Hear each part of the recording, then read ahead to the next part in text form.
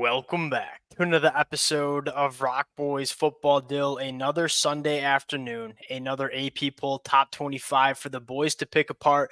Plenty of problems. And I think most importantly, before we even get into picking it apart, let it fly in the comment section. I'm sure many people have some overrated teams, some underrated teams. Would love to hear from you guys. This has been one of the more fun episodes to do. A lot of different conversations that kind of pop off in the comments section. Can't thank you guys enough for all the support. If y'all do enjoy the content, consider subscribing to the channel. Much more importantly, let it fly in the comment section. Probably not going to agree with my takes. Certainly not going to agree with Dill's takes. That's kind of how it goes, and that's the beauty of it. And we love talking ball with you guys in the comment section. Dill, let's get into it. As always, let's start with an overrated team. I'll give you the tee box. Who you got? I'm looking at Notre Dame. I'm not sure they're the 8th best team in the country, and that Navy win doesn't blow me away. I look like they get outgained by Louisville by 100 yards, win that game, lose to NIU. Like they had that good win against A&M, but that was a lot on Connor Wigman just playing really, really poorly. I do not think they're the 8th best team. I look at teams like a Clemson, like an Indiana. I think those teams are maybe a little more Dill, dangerous. I'd even say Texas A&M. And not to take away the win that Notre Dame had week one going on the road to College Station, but you look at those two teams right now. Texas A&M is a much better and different football team than what we saw week one. Notre Dame's not the team I got a problem with. Now, we'll get to Notre Dame and my take on it. Missouri, still in the top 25. Hanging on. It's Missouri's like the ex-girlfriend the AP poll can't forget about. What's their best win on the season? Like a 3-point win against Vandy, a 4-point win against Auburn. The two teams they've played that have been quality football teams, they got shut out by Alabama. They lost 41-10 against Texas A&M. Look, hey, we're guilty too. Like we were on Missouri heading into 2024. We wanted them to start to figure it out, but at some point, you just got to recognize they ain't the team that we thought they were going to be. They should not be ranked. It's a crime that they're ranked. And I think a lot of Missouri fans certainly would have. I saw some Missouri fans in the comment section saying, yeah, we stink. We ain't good. I don't know why we're in the top 25. So that's my team that, again, overrated. Dill, let's get to underrated. I'll start first. Indiana at 13, just stagnant. Look, Indiana's a good team, and we have to get it in our brains. I was one of the more skeptical of this Indiana team throughout the month of October. Dill, we kind of said we're going to get a better sense of what Indiana is. They smoke Nebraska in just a non-competitive football game. Nebraska turns around and gives Ohio State everything they can handle the following week, and then Indiana taking care of business not only against Nebraska but also against Washington this weekend. This is a good Indiana football team. I've come fully around on Indiana being really good. Like they dominate the lines of scrimmage. Their offensive line, I'm not sure how it's so good, but it's really, really good. Their defensive line's ferocious. They dominate games. And there's just something about that offense. You just plug your backup quarterback in, and it still kind of hums. And it's not as pretty as it was with Curtis Rourke, but they get the job done. I mean, when he comes back, that team, I'm not sure how they're doing it, but I'm a full believer now. That's a really, really good football team. Yeah, at a certain point, you just got to trust what you're seeing on the field. Like they're averaging 42 points per game. That's number 3 in the country. They're only allowing 15.7 points per game. That's number 8 in the country. Top 10 scoring defense, top 10 scoring offense. This Indiana team is good. And I don't know when and I think more specifically, Dill, like you look at stack Indiana against some of the other undefeated teams that we're still maybe confused about, like Iowa State or BYU. Look, I think BYU has looked really good. A nice win against UCF. Iowa State was on a bye, but stack Indiana and Iowa State for an example. Like Iowa State, best win, probably a 1-point win against Iowa. Indiana's best win's a 50-point win against Nebraska. And so give me Indiana over Iowa State, over BYU. Like Iowa State, BYU, like they're going to the gun with teams. Indiana's beating the doors off teams. I get like you can pick at both strength of schedules, frankly. It's just you look at Indiana. We just all thought they'd suck at the beginning of the year, so we're still kind of entrenched in that. It's a good team. I still look at those Big 12 teams, don't totally trust them. And frankly, I look at Indiana like it's hard. It's hard to even take a Clemson, hard to take a Notre Dame over them too. And I love those two teams. So I don't think that I don't totally hate the ranking, but I'd be okay, frankly, if I saw Indiana in the top 10. Wouldn't have a I problem. feel like the AP poll is just like grabbing onto their preconceptions of these football teams heading into 2024. Like we thought Indiana would stink. We're not ready to accept them as a good team. And then like same thing for Missouri. We thought Missouri was going to be a top 10 team in the country. We're not ready to accept that they just might not be good in the 2024 season. Now let's go to the top here, Dill. Oregon clearly number one. I don't think anybody's going to fight that. Look, Georgia number two. Last week I argued with it. I don't know how much I'm arguing with it now where, look, Ohio State was the number two team in the country for me heading into the week. You watch Ohio State and say, yeah, it was a sloppy game against Nebraska. They found a way to win. They kind of got dominated along the lines of scrimmage, specifically on the offensive line. And they ran the football for 62 yards, averaged 2.1 yards per carry. Didn't have over 300 yards of total offense. We thought kind of Ohio State was a complete team a couple of weeks ago. With some of the injuries they've sustained on the offensive line, specifically at that left tackle spot, there are suddenly question marks about this Ohio State team. So I'm kind of okay with Ohio State sitting there at number 4 with some of the problems we're starting to see emerge with this Ohio State team. Yeah, no issue with that. The way their offensive line's playing, frankly, if you had a Texas or a Miami over them, I don't know Yeah. that I'd totally fight you, just because, again, like, you're just watching the way they're playing. It's not good enough up front. I don't totally know how that changes. They're really getting into their depth, which was going to be a question anyway, and they're really getting deep into it It, now. And frankly, they don't rush the passer very well, and their secondary is playing poorly. So it's like, you look, I think their defense is probably the most talented defense in the country, yeah. just person to person. But their top end guys, like, they need more from. They need more from Jack Sawyer and JTT rushing the passer, and they need a lot more from those corners because they're taking penalties and they're giving up big plays. So I think you're starting to see some real questions emerge. I wouldn't have any issue if they were around 7. And at the end That's of the day, Ohio State, like they have I would think have the highest ceiling in all of the country in terms of what they can be, the talent on the roster, but they haven't necessarily looked like that. And look, I wasn't panicking when they lost to Oregon. Like that just came down to two really good football teams, a couple late plays in that game.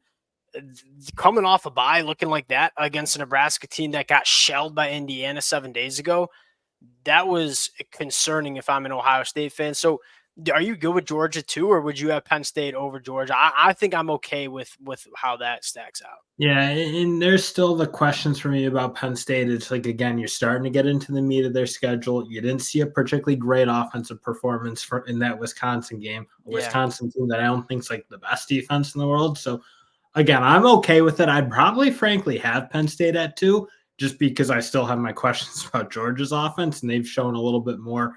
I mean, you got to see more of their weaknesses exposed. I mean, Ohio State certainly has the chance to expose Penn State, but I look like if Penn State puts a really good offensive performance up against Ohio State, yeah. they should be too. 100%. Like if Penn State wins that football game, you're moving them up to number 2. And what what if Penn State dominates Ohio State? It's tough. Undefeated. Like, yeah, then you start having that conversation. But as of right now, like I'm pretty good with it, and I'm not gonna like nitpick Penn State, Georgia 2 and 3 because we're gonna find out real quick about Penn State in 6 days. Miami coming in at 5. My quick take on Miami is that they're starting to run the football a little bit, which makes that offense even that more dangerous. Still question marks on the defensive side of the football. Better performance against Florida State, but I don't think you can take much away from that. So I'm okay having Miami 5 right now. Dill, Texas, Tennessee, looking at that back half of the top 10, where are you going here? Yeah, and that to me, the real argument I think is those 6 and 7 may have an argument against Miami because, again, like, Miami has still shown a very glaring weakness in their secondary. Florida State was never going to be the team that was going to expose that or show that Yep, or agreed. demonstrate that.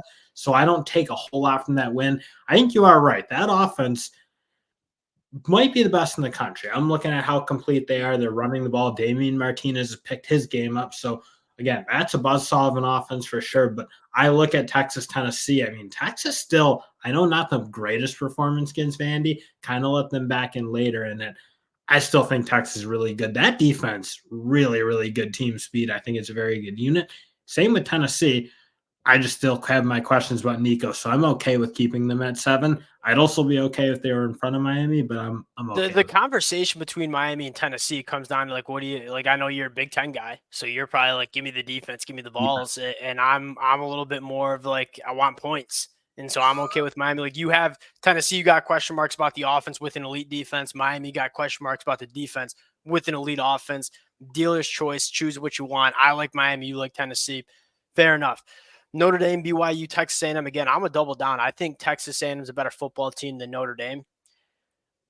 But it's hard to argue. Like again, Notre Dame went on the road, beat Texas A&M at their place, but I really do think Texas A&M, especially with quarterback Marcel Reed, I think he makes them a different team. Like you look at Texas A&M, how they want to win football games, want to run the football, play good defense. When Marcel Reed came into that football game for Texas A&M, that's exactly what they did. They ran the football and played good defense. This is a Mike Elko team right now. And so I'm really high on Texas A&M. I feel like I would they're really want to see that game run back with Marcel 100%. Reed under center because at the end of the day, in Texas A&M probably didn't play great in other areas. They gave up a lot of rushing yards for sure and some real explosives in the rushing attack. But at the end of the day, that game was pretty squarely on Wigman's shoulders. I think he even said as much in that presser. If he doesn't turn the ball over like he did and play poorly in the way he played, I would really like to see what that game shakes out if Marcel Reed's under center. Clemson, they lose the bye week, drop a rank. I was fired up because they were in the top 10. Now they're back to 11. It's tough to say A&M's not above them. Now, I don't love BYU 100%. being above them either because BYU, again, like they're just not wildly convincing from the eyeball test. They keep winning, so yeah, I keep them there. I guess that's the argument. But I just look like, do I really think they're better than Clemson, better than Indiana, better than even Alabama? I'm not totally sure I'm buying that. So Clemson's they're gonna have an opportunity in the back half of the schedule to move up. And I don't think Clemson fans are that concerned. Like everything's in front of you if you're a Clemson fan. Iowa State, many of y'all know my take on Iowa State. I got question marks about them being the top 15 team in the country. We talked about Indiana.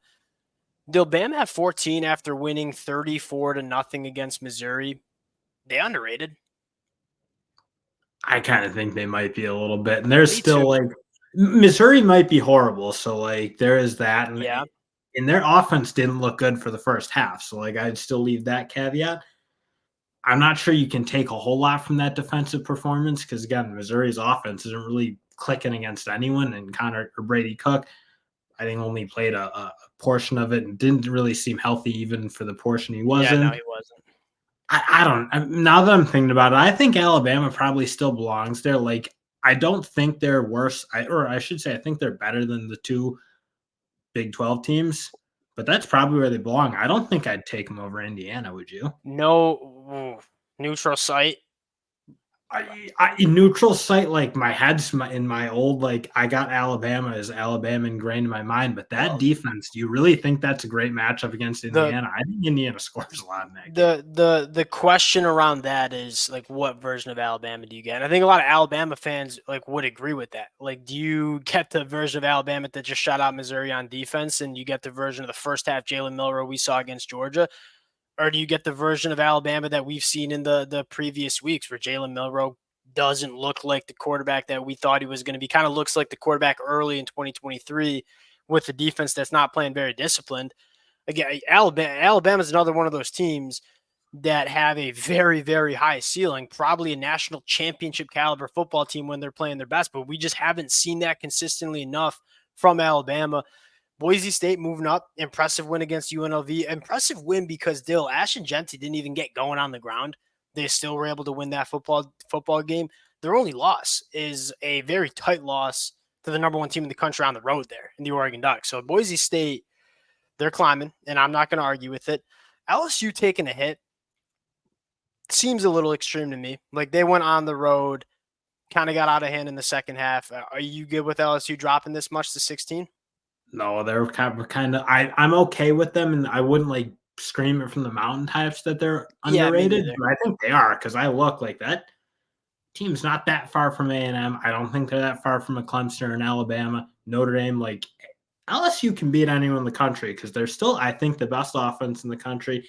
Again, that game did Ooh, start to get out of hand on them, and their defense is playing really, really well. Not the best offense in the country. That probably still should be Oregon. Fair enough, in Miami. But Miami should be that. they're probably right behind those two, and maybe with Texas. So that's kind of what I see.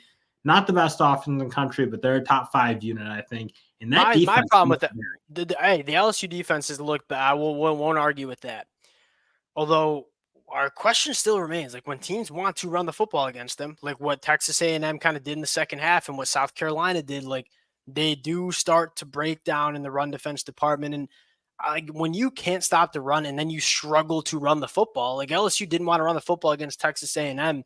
That was something that made LSU so hard to stop last year. Is not only could they burn you through the air, pushing it down the field, but they also had an elite rushing attack with Jaden Daniels. Feel like they've struggled to find a rushing attack they can rely on without Daniels at quarterback.